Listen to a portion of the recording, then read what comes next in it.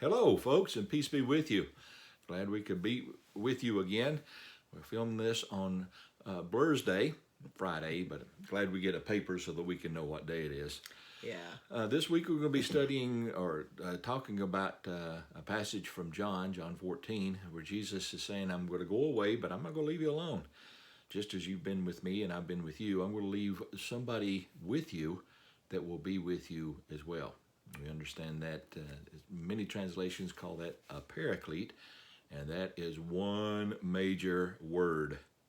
Well, it's a Greek word, and it gets translated several ways in our various English translations anyway. But we'll start with paraclete, what we know to be the Holy Spirit. But paraclete, most literally, as I understand it, means one who comes and walks alongside. Now, Mitch and I have been doing a lot of walking during these days of COVID-19. And one of the things that strikes me about this idea of paraclete is you got to keep pace with each other if you're going to walk together. And so some days, one of us is a little more energetic than the other and got to work to keep up. And then there are other days you just got to be patient and hang back and be like, okay, all right, just not going to go that fast today. And so, what a beautiful image that God of the great universe, God of all there is, was, and will be, comes to walk alongside and keep pace with you. Now, sometimes probably God's going, come on, Wyndee, come on, step it up, because I need that. But sure enough, coming alongside. So, paraclete, what we know of the Holy Spirit, is that Jesus doesn't say, okay, see ya, I'm done, peace out. No. We're sending another to walk alongside and continue with you even when the physical presence of Jesus was no longer to be experienced. And the paraclete is the name, and what they understood and translate is the job of a paraclete is an advocate, a comforter, a teacher, an instructor, just a true friend, someone who walks beside you as we are, but also prods you, defends you, brings comfort to you. And the work of the Holy Spirit, as we know, is all that and much, much more. And depending on when we read it, parts of that speak to us. Advocacy, standing up for us, being able to comfort us, particularly in this time of uncertainty. All those certainly are active in our lives as believers. Well, that word advocate, that's the word that's used in the New Revised Standard Version, which is actually what's used in our lectionary text this week.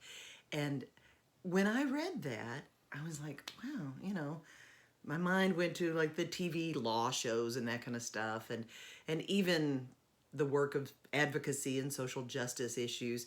I mean, an advocate in my mind just went to, somebody who stands in the space, stands in the gap between the powerless and the powerful.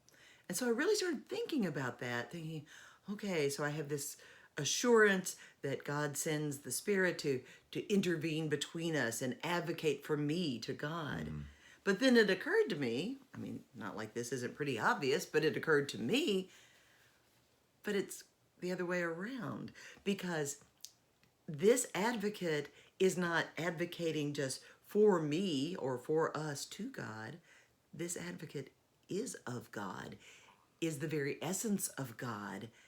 And so it gave me this incredible comfort, this newfound reality that God is therefore advocating to us, to remind us God was there all along, that there wasn't this gap that has to be gulfed, that we're already there, that God provides this comfort, this assurance, and that as an advocate, God advocates to our spirit this awareness of God's eternal presence with us. That was really reassuring given our current circumstances. Yes, and that he's advocating for us. I may be unique in this, but I have a lot of self-talk that is not always most affirming. And the work of the Holy Spirit also whispers to me No, that you can have another side, or those who walk beside us sometimes remind us of that, and the comforter, to know that we are not going through anything alone, regardless of the uncertainty, etc. And when the disciples heard that word paraclete, they automatically heard all of that. And in this time, I think we need to be reminded that we are not alone, even though maybe the only people we can reach out and touch are those we've been in quarantine or self-isolation with, which are wonderful, mind you. I'm not discounting that, but I have understood in myself that I need to be able to reach out and touch other folks and be touched as well by them, both in proximity as well as, our church has always been a hugging church. So I'm kind of missing that. And the Comforter, the work of the Holy Spirit, comforts us, hugs us, as it were, in those moments. Yeah, yeah. The other words of Jesus in this particular passage, Jesus really makes the point that if you love me, you'll follow my commandments. And the commandments that Jesus really emphasizes are really simple, right? Love the Lord your God with all your heart, your soul, your mind. And the second is likened to it. Love your neighbor as yourself. So this is what I think the advocate, the paraclete, is with us to teach us and remind us, to help us keep pace with those commandments, keep pace with that sense that these aren't rules to burden your life. These aren't tough regulations to overwhelm you. They are simply words of life. And if you're struggling to make it happen, don't worry. I'm there for you. I'm going to walk the distance with you. And so both images of keeping my commandments, keeping this word of life that I have given you, but I'm not going to leave you alone. You're not going to be stuck to do it by yourself.